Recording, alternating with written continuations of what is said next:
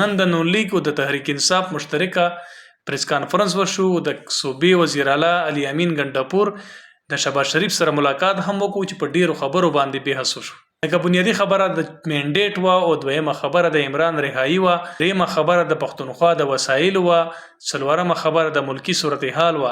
خو یو خبره په ذهن کې لرل پکار دي چې کله موږ د مشر محمود خان چغزي ته اوس څو ورځې مخکې تقریر راوباسو نو موږ ته معلومه شي تحریک انصاف هم او سیاسي لچک په ځان کې پیدا کوي.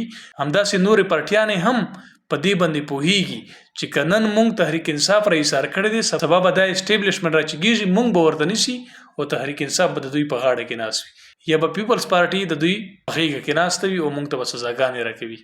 همدا خبره مشر محمود خان چغزي په پارلیمنت کې ورته وکړه په اولنی تقریر کې چې ټول پارټیانې ته پکار دي چې هغه راشي په یو پلیټ فارم کې موږ سره راجمع شو، وکیلان راوغړو، قانوندانان راوغړو، په دې خبره باندې اتفاق وکړو، یو قانوني لار جوړ کړو چې په پارلیمان کې او په سیاست کې به اسټابلیشمنت کوتی نه وهي. د نن پریس کانفرنس نه د سیاسي لچک نه دا واضح شوه چې تحریک انصاف، نون لیگ، پیپلز پارټي او نور چې څومره پارټیانې دي د به ټول د مشر په خبره باندې راګرځي او دغه لچک به پیدا کوي او د اسټابلیشمنت لاره به بندوي.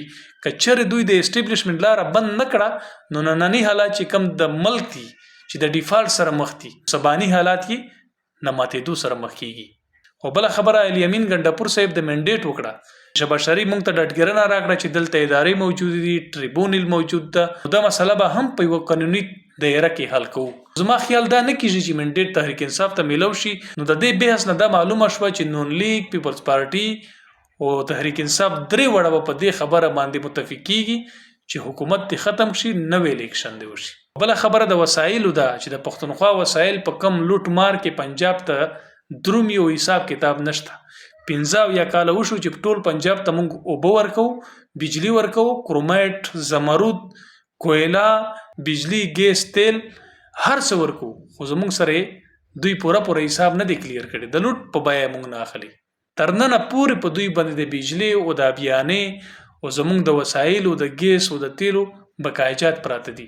څو ورځې مخکې علي امین ګنډاپور صاحب ورته ویلي چې هر څه به درکو خو حساب به کلیر راکوي، بیل به کلیر غواړم.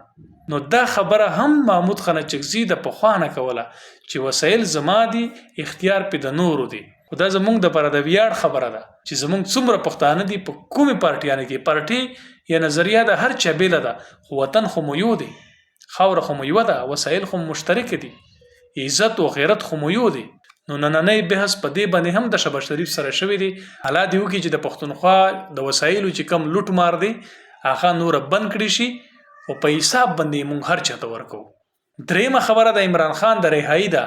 نو په دې باندې خو ټولې پارټیانې متفق دي، فقط اسټابلیشمنت نه غواړي چې عمران خان را ایله کړي شي، ځکه چې عمران خان په نننی وخت کې اسټابلیشمنت دپاره درد سر دی، د پارټیانو دپاره نه.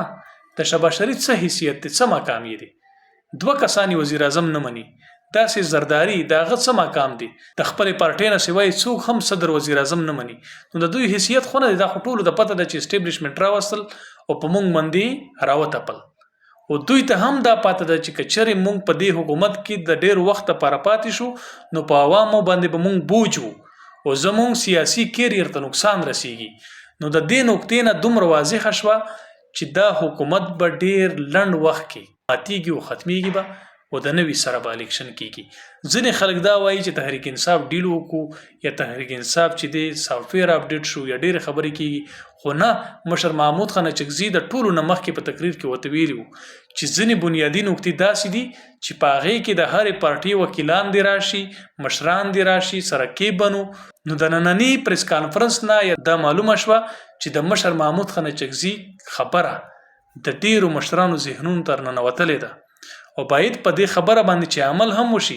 که نه وي نن خو ملک د ډیفالت سره مخ دی، سبا به د ملک ماتیږي او ذمہوار به یې څوک وي؟